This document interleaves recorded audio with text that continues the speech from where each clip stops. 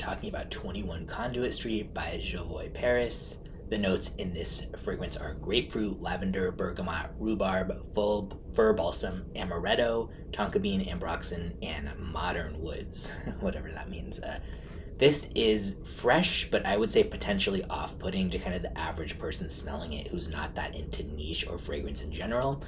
Definitely one of those fragrances that, to my nose at least, smells very explicitly niche, which is both a good and bad thing to me. I think it's good in terms of if that's your taste. I like stuff that has niche quality but tends to be a little bit more mass appealing in terms of the actual scent itself.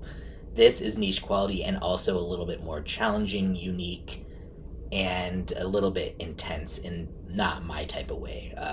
The amaretto, rhubarb, and balsam fir combination kind of gives it some sharp edges that I could, see being challenging to somebody who's just kind of like not that into fragrance and just smells you. I don't think this is going to be universally like compliment pulling, and I'm sure for many people it works for compliments and gets good feedback, but if I smelled this, even as somebody who's really into fragrance, I don't like it's not something that I would find personally appealing.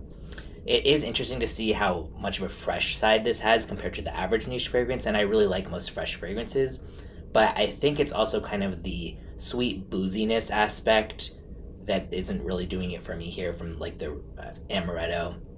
I think if you like amaretto, rhubarb, and woodsy citrus, totally worth trying. Just maybe go into it knowing that it's, that kind of like more niche sort of way of doing this blend and not just kind of like with smoothed out edges. To me, at least, a lot of people do love this. People compare it to Burlington 1819 by Raja. Personally, I like that one a lot better, but I could see how the sort of grapefruit citrus parts of the opening have some similarities there.